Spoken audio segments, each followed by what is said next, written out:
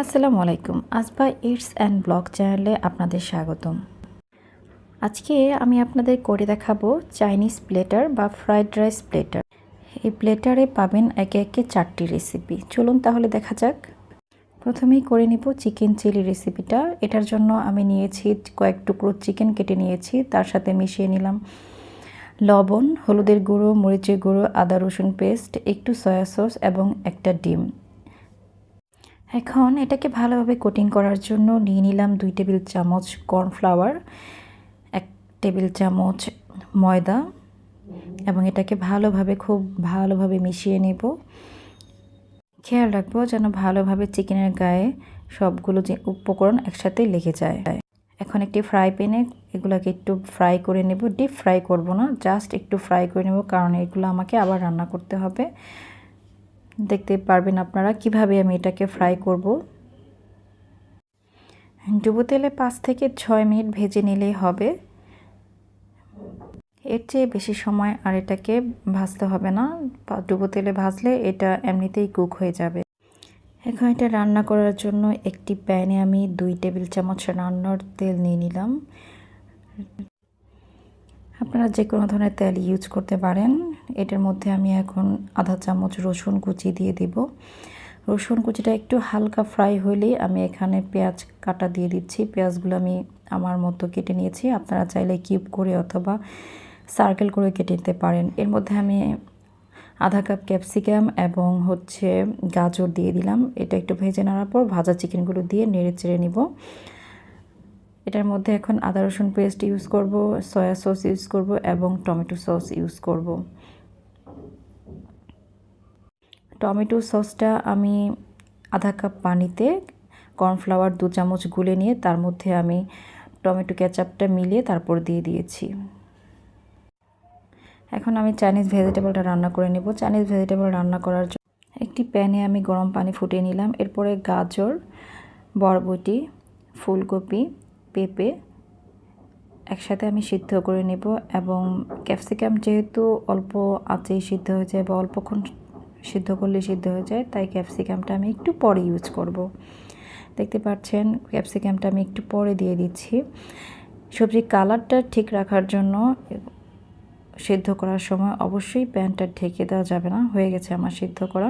5 থেকে 7 মিনিট এটা সিদ্ধ করলে এটা মোটামুটি সিদ্ধ হয়ে যাবে। খেয়াল রাখতে হবে যেন সিদ্ধ করার সময় নরম না হয়ে যায়। এটা এখন আমি ডিমের ঝুড়িটা রেডি করে নিচ্ছি, যেহেতু আমার রাইসেও ডিম লাগবে প্লাস ভেজিটেবলও ডিম লাগবে, তাই 4টি ডিম আমি একসাথে ঝুড়ি করে নিলাম। 2টো ডিম দেবো আমি ভেজিটেবলে, 2টো দেবো আমি রাইসের মধ্যে। হয়ে গেল আমার ডিমের ঝুড়িটা। এখন আমি ভেজিটেবলটা রান্না করে নেব। সিদ্ধ করে রাখা ভেজিটেবলটার জন্য আমি এখানে 2 টেবিল চামচ রান্নার জন্য ওয়েল যেটা আমি ব্যবহার করি সেটা নিয়ে নিয়েছি। আধা চামচ ঘি দিয়ে দিলাম। ঘিটা আপনারা স্কিপ করতে পারেন বা বাটার ইউজ করতে পারেন, এটা দিলে সুন্দর একটা গ্রান আসবে। এর মধ্যে আধা চামচ রসুন কুচি, আধা চামচ আদা কুচি দিয়ে দিব। এর মধ্যে কিউব করে রাখা 2 বা 3টো পেঁয়াজ দিয়ে দিয়েছি এবং সিদ্ধ করে রাখা চিকেন কুচি দিয়ে দিলাম। চিকেনটা আমি আগে সিদ্ধ করে ছাড়িয়ে নিয়েছি। আপনারা চাইলে এটা চিকেন ইউজ করতে পারেন, সেক্ষেত্রে বেশিক্ষণ এটাকে রান্না করতে হবে।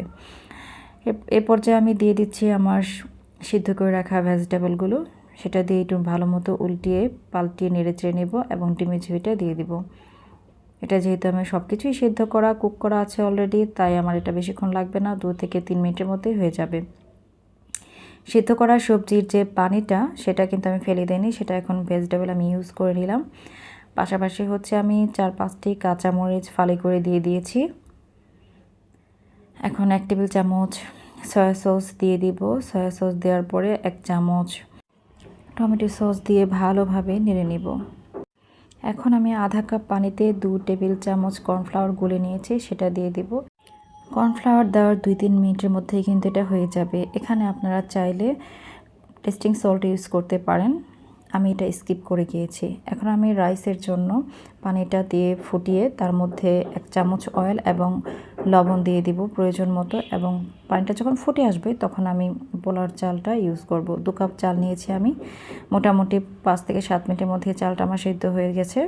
এখন ফ্রাইসটা রান্না করার জন্য একটি প্যানে আমি 3 টেবিল চামচ সয়াবিন তেল নিয়ে নিয়েছি। সেখানে আমি রসুন কুচি দিয়েছি এবং হালকা একটু সিদ্ধ করে রাখা গাজর কুচি, বাঁধাকপি কুচি, বরবটি কুচি দিয়ে দিয়েছি। দিয়ে দিয়েছি 4টি মরিচের ফালি। এটা একটু নেড়ে চেড়ে আমি এখন এটাকে ডিম ইউজ করেছি, ডিমে ঝুড়ি করে রেখেছিলাম আগেই আমি। এখানে দিয়ে দিচ্ছি 1 টেবিল চামচ টমেটো সস এবং 1 টেবিল চামচ সয়া সস। এটা একটু নেড়ে চেড়ে ভাজা একটু মোটামুটি হয়ে গেলে আমি রাইসটা যে সেকে নিয়েছিলাম সিদ্ধ করার পরে, সেটা পানিটা ঝরে গিয়েছে অলরেডি, সেটা আমি এখন দিয়ে নেড়ে চেড়ে ভালোভাবে উল্টিয়ে পাল্টিয়ে নেব। দেখতে পাচ্ছেন রাইসটা আমার রেডি হয়ে গিয়েছে। এখন আমি চিকেন ফ্রাইটা রেডি করব। চিকেন ফ্রাই করার জন্য এখানে আমি মাংসের পিসগুলো একটু বড় করে নিয়েছি। সেখানে আমি হলুদের গুঁড়ো, মরিচের গুঁড়ো, সয়া সস, লবণ দিয়ে ভালোভাবে মিশিয়ে নিয়েছি। এখন এটাকে ভালোভাবে মিশিয়ে ম্যারিনেট করা চিকেনগুলো ভালোভাবে গড়িয়ে নিব ময়দার মধ্যে, এবং এটা নর্মাল পানিতে একবার ভিজিয়ে আবার এটাকে পুনরায় আবার ময়দার মধ্যে গড়িয়ে নেবে। এভাবে 2-3 বার করে প্যানের মধ্যে গরম তেলে এটাকে ভেজে নিলে হয়ে যাবে আপনার একদম দোকানের মতো ক্রিস্পি স্টাইলের চিকেন। দেখতে পাচ্ছেন এটা কিন্তু একদম ক্রিস্পি স্টাইলের হয়ে গিয়েছে, সিপি স্টাইলের মতো দেখা যাচ্ছে। এটাকে ভাজার সময় একটু কাঁটা চামচ দিয়ে একটু ছিদ্র করে দেবেন, যেন এটা তেলটার ভিতরে ঢুকতে পারে এবং ভিতরে ভালো মতো ভাজা হয়। হয়ে গিয়েছে আমার চিকেনটা ভাজা। একে সবগুলো আইটেম আমাদের করা হয়ে গিয়েছে।